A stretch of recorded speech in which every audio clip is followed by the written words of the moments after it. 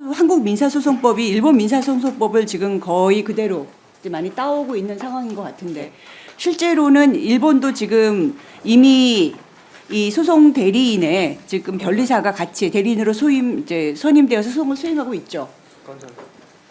일본에서는 지금 저희의 법안과 같은 형식으로 2002년부터 이런 제도를 실시하고 있는 것으로 알고 있습니다. 저는 지난번에 그 신문 광고에 그 중소벤처기업들에서 이게 빨리 통과돼야지 우리 특허권이라든가 이런 걸 살려나가고 기업을 유지할 수 있다라는 그런 호소를 하는 거 보고 진짜 가슴이 좀 아팠습니다. 그러니까 이 법적인 어떤 이 논리 규정에 이렇게 얽매이면서 계속 이런 식의 진행을 하지 않고 있는 거, 이 문제를 해결하지 않으려고 하는 거 계속 지금 산자위에서 지금 몇 대째 계속 올라오고 있는데요.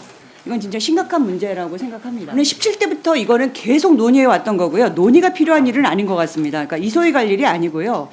산자위에서 공청회든 충분히 논의가 된 것이고, 전체위에서 통과시키거나 한다면 여기서 뭐 계속 심사해야 된다고 생각합니다. 토론의 영역이 아니라 이제 결정의 영역으로 들어왔다라고 생각합니다. 17대, 18대 국회부터 시작해서 한 20년 동안 논의되어 왔습니다. 저는 로스쿨을 통해서 특허 관련된 변호사들이 많이 양성될 것이니까 이런 문제가 해결될 거다라고 주장하셨지만, 실질은 로스쿨 출신 변호사분들이 특허를 전공하는 분들이 극히 소수로 남아있는 것이 현실입니다. 수요는 있는데 수요는 메꿔지지 않고, 하고자 하는 변리사들은 있는데 변리사들은 법적 제도 때문에 못하게 되고, 이건 한번 우리가 실험해볼, 그리고 한번 도전해볼 가치가 있는 변화다라는 생각이 듭니다. 그렇게 법을 바꾸지 않은 일본도 통과를 시켰고, 잘 아시는 대로 작년엔 EU에도 이제 변리사들의 직접 소송 참여를 허용했습니다. 거의 다 왔는데 20년 시작한 거를 또 한 번 다음 국회로 넘긴다는 건 이 법사위를 떠나시는 여러분들이 얼마나 국회를 아쉬워하고 야속해할까 라는 생각을 지울 수 없습니다. 제가 보기엔 더 이상 논의가 필요하지 않습니다. 이소희가 뭡니까? 지금 법안의 무덤이라고 불리는 곳이 이소희입니다. 또 이소희에 가서 또 몇 달 끌다가 내년 5월이면 또 법안 폐기되고 또 다음으로 또 넘어가고, 이런 일이 저는 되풀이돼서는 안 된다고 생각을 하고요. 최소한 이소희에서 일정한 시간을 정해서 이걸 시간 끌기용, 붙잡기용 이런 용도로 쓰이진 않도록 그 최소한의 그 전제 조건, 약속은 지켜져야 된다고 생각을 합니다. 보통 이제 지금의 현재 제도로 보면 이 대형 로펌을 끼고 특허 소송 한 번 하는데 최소 1억 이상이 필요하다고 하는 거죠. 분쟁 생기면 중소벤처기업 폐업이 부지기수다라고 하더라고요. 그러니까 그러다 보니까 그 다수의 중소벤처기업은 특허 침해 소송의 당사자가 되면 소송을 이제 포기해 버린다라고 합니다. 특허 분쟁 중인 중소벤처기업의 약 88%가 비용과 기관에 대한 부담으로 소송을 포기한 경험이 있다는 언론 보도가 있어서 1년 매출 그대로 대형 로펌에 가져다 주지 않아도 이 자사의 기술과 특허를 가장 잘하는 변리사를 계속 활용해서 변호사와 함께 법률 서비스에 대한 그 중소벤처기업의 접근성을 높이는 거 굉장히 지금 필요하다고 생각하고, 이건 정말 시급한 문제라고. 벨데리 원칙이 민사소송법의 대원칙입니다. 그런데 지금 이제 변리사법에서는 이거를 공동대리로 한다라고 규정을 했는데, 이 부분과 민사소송법 체계와의 정합성 부분을 어떻게 해결할 것이냐, 그리고 이제 여러 단체들이 반대 의견을 제시를 하고 있는데, 관련 단체들이 함께 모여 과연 서로 양보하고 조금씩 조정할 여지가 있는지 등을 확인할 필요가 있습니다. 변리사 제도의 취지에 대해서 고민했으면 좋겠습니다.